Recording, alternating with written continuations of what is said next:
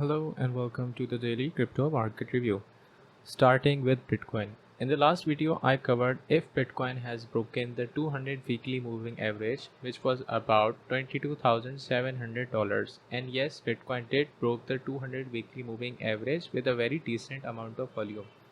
Right now, if you see the volume in the market, which is very important, if we see the market, the volume for buying is also decent. If we compare it to the last week and the month before, there was a very less amount of volume, but right now we are seeing decent green buying volume in the market. Today market just crossed $24,200 right now. As of the time this video is being made, it's 20th of July. And if you see, the market is having a decent pump. If you are following me on Twitter, you might be knowing that I have given a signal to long Bitcoin from $23,100 to the first trading point. The first profit taking point would be 24,500 and then 25,000. I'm expecting Bitcoin, since Bitcoin has broken the bear flag pattern, I'm expecting that BTC will continue its way up to $28,000, as there is a very minor resistance in between $25,000 to $28,000. And that is what exactly the stock market is also showing. What I want to clarify you people is that I am still expecting a move down towards the major zone, which would be 16,000 to 12,000 region. However, this is a market rally and this is a bear market rally. If we see on the daily time frame, let's adjust the scale, or rather use a clearer chart.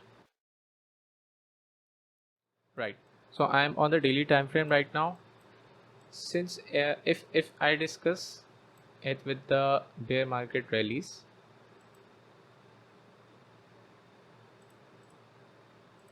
other ones,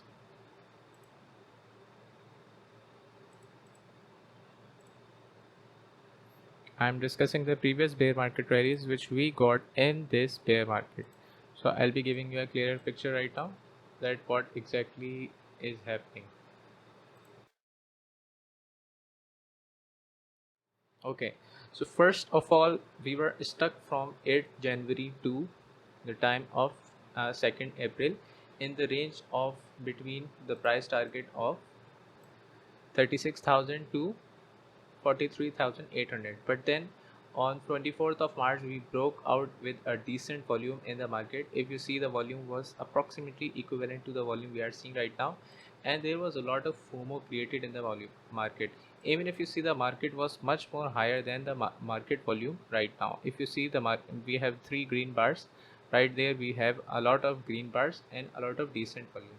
If you see, the percentage gain from the bottom of that range to the high was approximately 46% within like 63 days. We saw the bottom of 32,900 and then we rallied all the way up to 48,000. That is approximately 46% gain. Then we entered another sideways range and then we broke down. This is exactly what we saw after the Terra Luna crash.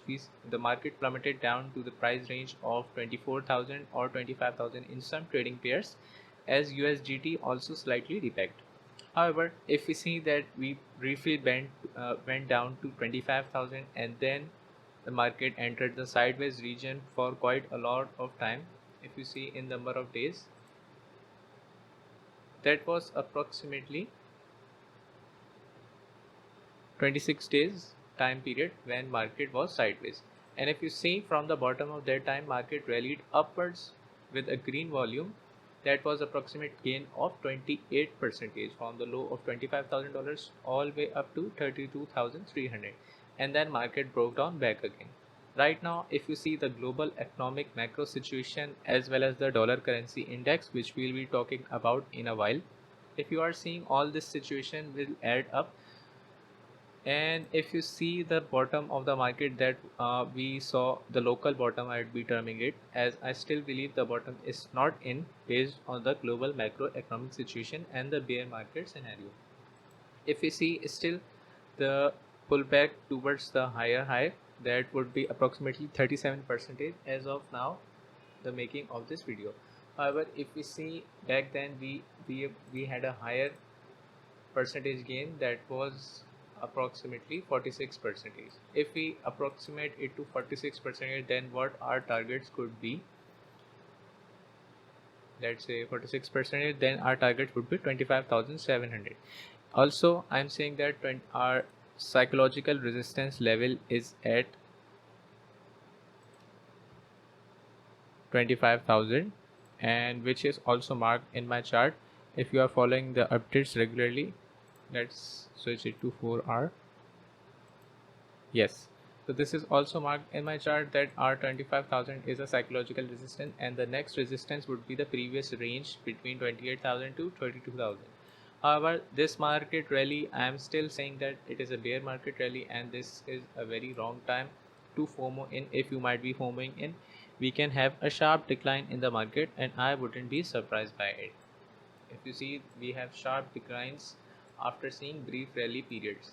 If you are seeing this rally period, this is no surprise. We have seen these brief rally periods previously as well. Right now, what I expect Bitcoin, which since if you are following me on Twitter, you might be knowing that I am in long position from $23,100, and still our long positions are in huge profits. I expect BTC to touch 24,500 today, as well as $25,000. However, the first target would be 24,500, and I'll put my stop loss at 24,000, securing a lot of profits.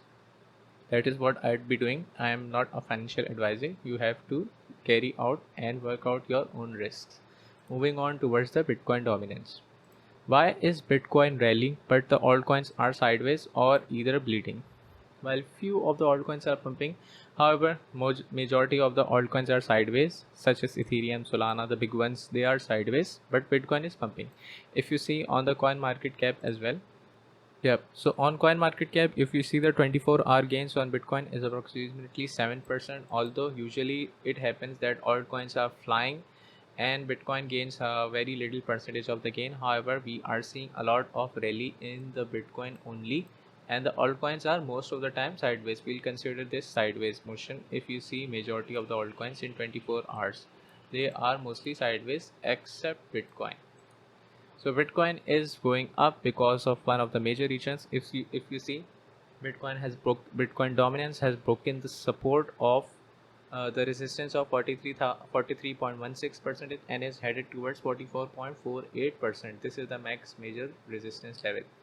If BTC breaks this resistance level, which I expect should mark the probable local bottom for Bitcoin, and then we can see the overall recovery of the market in a speedy mode. And this is what I expect in the short term for Bitcoin. However, the global macroeconomic situation is not going better any day, although it's getting worse day by day. So I still expect inflation number may have peaked by now, but still the dollar currency index should continue to go up. Moving on towards the stock market. Yesterday we saw Nasdaq break out of the strong resistance of 296 towards 302, and right now we are also observing the market is continuing the motion upwards. If we see the next resistance for the Nasdaq is 313, and if we reject at this resistance, we can see Bitcoin will retrace downwards from the resistance of $25,000 or $28,000, depending on at which point Bitcoin would be if the Nasdaq hits this resistance. Yesterday for S&P 500 as well, the market closed in green, and the next resistance for S&P 500, that is a strong one resistance, which it didn't break or even managed to break last time and was rejected all the way downwards. If we see right now, our resistance is at 4178 for S&P 500, and I still expect that this resistance would not be broken, similar to the Nasdaq one. And for Dow Jones, the resistance is at 33,230. These three indices charts are very similar to each other. However, if you see, the Dow Jones resistance and the Nasdaq resistance are quite closer compared to S&P 500. If the rally is being led by Dow Jones, then we most of the time see retracement in the market. But right now it is being led by the tech stock, which most of the time coincides with the Bitcoin price action, and the price action is showing us that Nasdaq may or may not break this resistance. If we see the percentage difference, Nasdaq needs approximately 5.5% to break this resistance, S&P 500 needs 6.6 percentage, and Dow Jones needs approximately 5%. So Nasdaq, so Dow Jones is very closest to the resistance in terms of percentage. That is showing that the rally is being led by Dow Jones, and most of the rallies led by Dow Jones are most of the time retraced as per my experience of the market. Moving on towards the dollar currency index, right now there is a very famous quote in the market. If you are seeing technical charts of your specific asset, let's say Bitcoin here, Ethereum here, then you are wrong. You should do the technical analysis of only one thing right now, and that is the dollar currency index. Right now the market is following only technical analysis of dollar currency index. When dollar currency index goes down, the whole market goes up, and when the dollar currency goes up, the whole market goes down. This is the only market is following right now, and that is if the dollar currency shows any signs of bullishness. If we see the trend line for dollar currency index, the trend line for dollar currency index is approximately at 103 points. If dollar currency index manages to hit this trend line, then we can see dollar currency index may retrace upwards in a very bullish manner. If we see the technical analysis, there is a new trend line being formed. If I join these,